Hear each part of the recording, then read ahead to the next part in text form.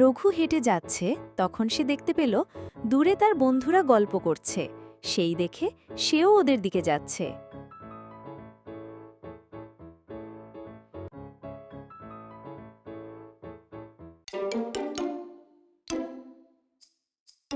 আরে তোরা তোরা এখানে কি করছিস? কাল সারা রাত কি গরম ছিল! কাল এক ফোঁটা ঘুমাতে পারিনি গরমের জ্বালায়। আর কি বলি রঘু, ব্যবসার যা হাল, এবার তো দেখছি না খেতে পেয়ে মরে যাব। রঘু, তুই তো একা, তুই কি করে বুঝবি বল? আমাদের তো বউ ছেলে মেয়ে নিয়ে থাকতে হয়, নিজে না খেলেও ওদের তো খাওয়াতেই হবে।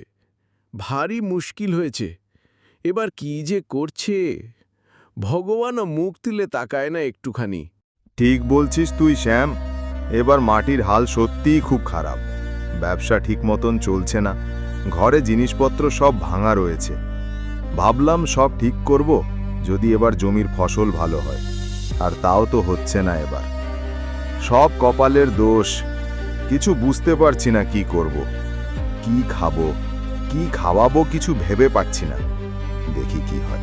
সে তো ঠিক বলছিস শামু, আমারও তো ওইটুকুনি জমি এই এতক্ষণের মধ্যে বিকাল হতে চলল। সকালে শুধু মোট ভাত খেয়ে এসছি। জমির হাল বেশি ভালো নেই, জমির মাটি ফেটে গেছে দেখছি। মনে হয় ফসলের ভালো হবে না। দেখি ভাই কি করা যায়।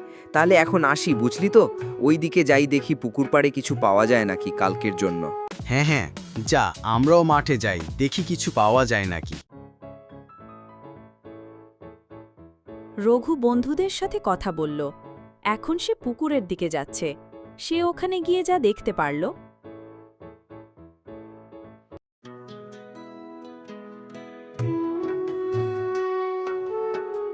আরে পুকুর তো একদমই মাছ নেই, কি নিয়ে যাব বাড়িতে?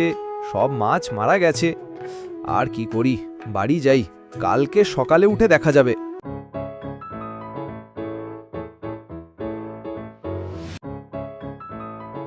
পুকুর পাড় থেকে এসে রঘু ঘরে ঢুকল।